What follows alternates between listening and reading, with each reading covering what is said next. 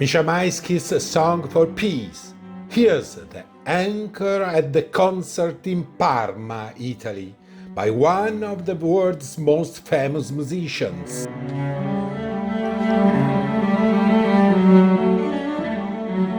After the musical dialogue with the Toscanini Orchestra conducted by Stepan Armasar, Maisky performed Bach like his teacher Mitislav Rostropovich in Berlin in 1989, one of the most intense moments in our recent history. Today, Maisky recalls that music and that season of hope.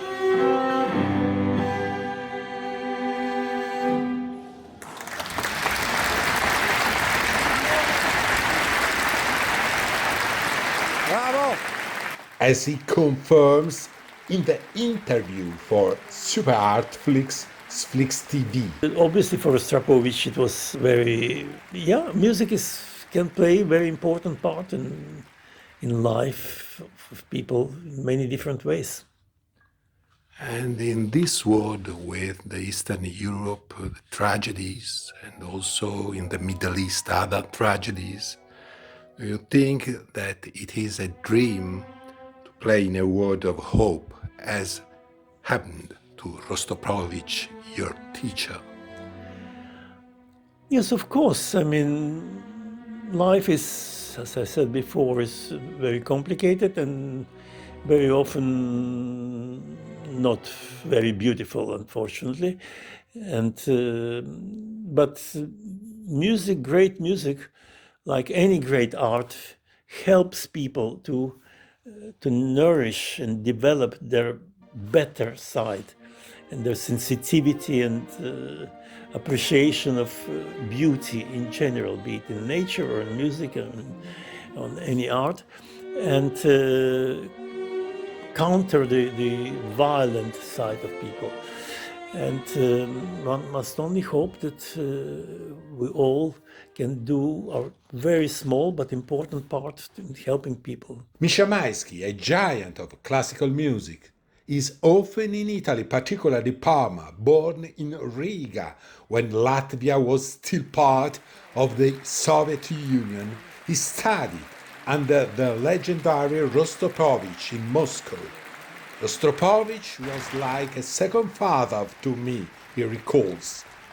There were difficult years during the Cold War. In his youth, Maisky suffered the oppression of the dictatorial regime when Europe was still rigidly divided between the two blocks. His sister had managed to emigrate to Israel. Misha Maisky was therefore suspected in the Soviet Union. He was arrested. He was sent to forced labor for over a year. He was confined to a psychiatric hospital. Only in 1972 did he manage to leave the Soviet Union. From his harsh life experiences in his youth, he developed a vision of the world with messages of hope. Many different experiences in my first life, as I call it, in the Soviet Union. And some of them were incredible. I'm very grateful for my education. Studying in Moscow Conservatory with great Mitislav Rostropovich was like a dream come true.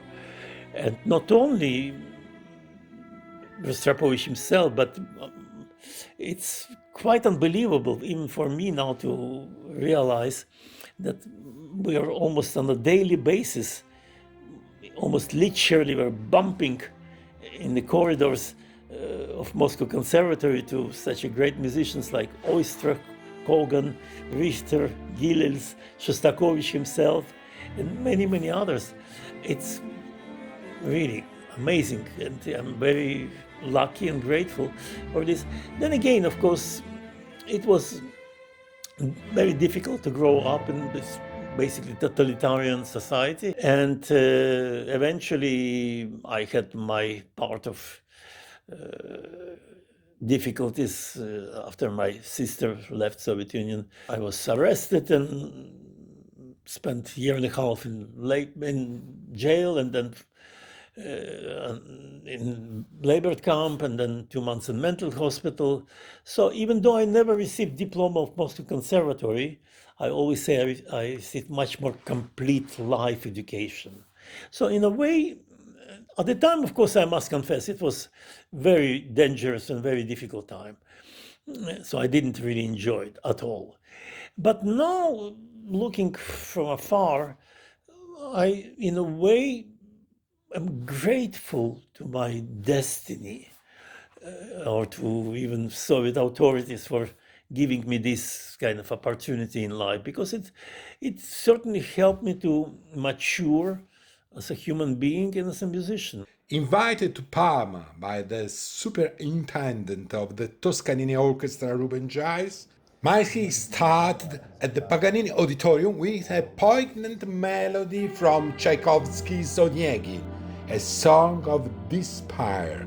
The cello revives the voice of a 19th century youth, akin in sentiment to the bitter and romantic youth of Pushkin, Chopin, Schubert, Leopardi. This melody from Evgeny Onegin speaks of the desperations of young people during the Restoration, like Pushkin, like Onegin, Lenski, Schubert, Giacomo Leopardi. And today, perhaps, young people, there is a situation of desperation and a deaf word that doesn't listen to young people today also, as during Onegin time. We do live in very difficult and complicated times. But then again, one could probably make the case at any point. But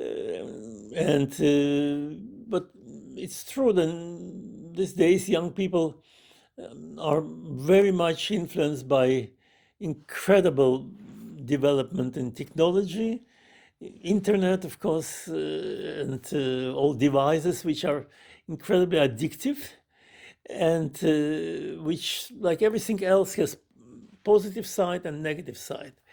Of course, it allows people to have access to immediate access to unlimited information, which is fantastic, which in my time we didn't have this opportunity. But at the same time, of course, it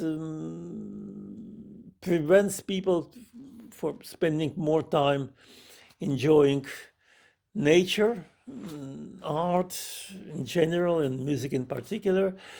And I have 6 children of all ages, and of course I know it's an issue and a big fight and with them about being addictive to their devices.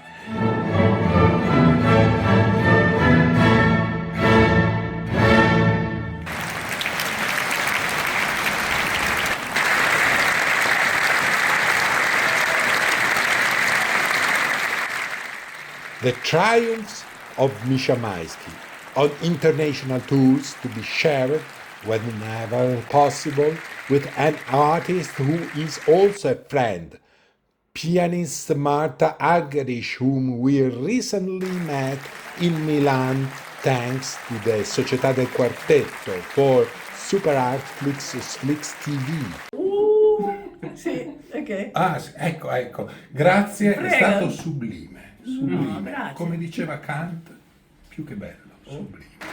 This time from Parma, Misha Maisky sends a long-distance greetings to his great friend and fellow artist, Marta Argerich. Marta Argerich is of my friends and partners on stage.